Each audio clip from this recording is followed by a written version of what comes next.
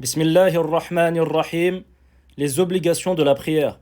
Ce cours est un résumé simple de ce que tout musulman doit savoir concernant ce que l'on appelle en arabe wajibatus salah, c'est-à-dire les obligations de la prière.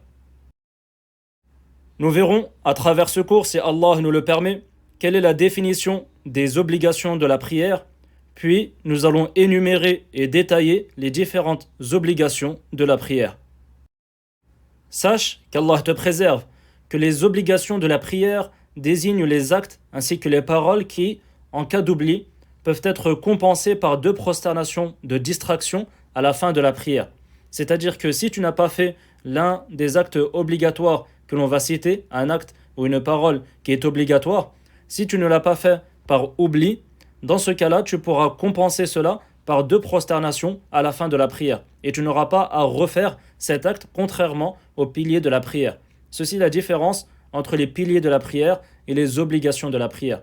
Concernant les piliers, comme on l'a vu précédemment, tu es dans l'obligation de le faire, même si tu l'as oublié. Tandis que les obligations de la prière, si tu as oublié d'en faire un, tu peux tout simplement faire deux prosternations de distraction à la fin de la prière. Et nous verrons les détails concernant les prosternations de distraction dans une prochaine vidéo, si Allah le permet. Et concernant les obligations de la prière, celles-ci sont au nombre de 8.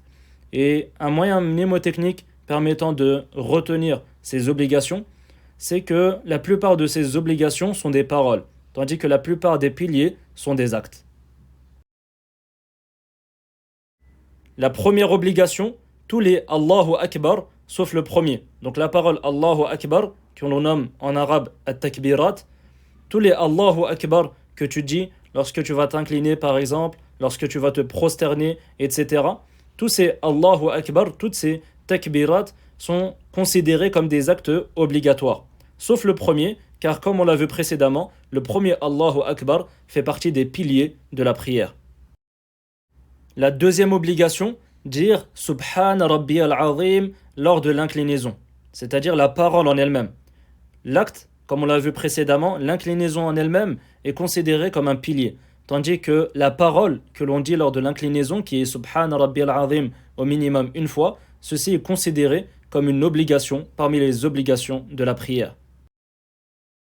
La troisième obligation, dire Sami'allahu liman hamidah pour l'imam et celui qui prie seul. C'est-à-dire que si tu mènes la prière, tu seras dans l'obligation de dire Sami'allahu liman hamidah lorsque tu te relèves de l'inclinaison.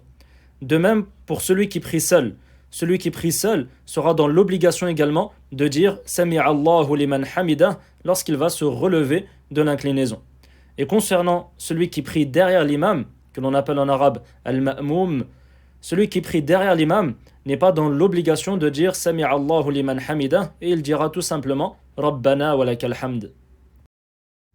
La quatrième obligation, dire Rabbana wa lakal hamd pour tout le monde, c'est-à-dire que cela est obligatoire pour l'imam, pour celui qui prie derrière l'imam, ainsi que pour celui qui prie seul. La cinquième obligation, dire Subhan Rabbi al-A'la lors de la prosternation. Et donc je répète ici, ce qui est voulu, c'est la parole en elle-même. Et donc l'acte, la prosternation, l'acte en lui-même est considéré comme un pilier, tandis que la parole Subhan Rabbi al-A'la est considérée comme une obligation. La sixième parole obligatoire, dire Rabbighfirli entre les deux prosternations, c'est-à-dire après avoir fini la première prosternation et avant de commencer la deuxième prosternation. Lorsque tu vas t'asseoir, il est obligatoire de dire Rabbighfirli. La septième obligation, le premier tashahhud, c'est-à-dire celui que l'on fait en milieu de prière. Par exemple, lorsque l'on prie le dhuhr, au bout de 2 unités de prière, nous allons faire le tashahhud. At-tahiyyatu lillah, was-salawat wat-tayyibat. Ce premier tashahhud est considéré comme une obligation. La huitième et dernière obligation, s'asseoir pour le tashahhud, pour le premier tashahhud. Ceci est considéré comme une obligation parmi les obligations de la prière. Pour finir, je précise que les avis qui ont été cités dans ce cours sont basés sur le livre Al-Fiqh Al-Muyassar. Je précise également que vous pouvez retrouver ce cours en format écrit et les liens sont disponibles dans les descriptions.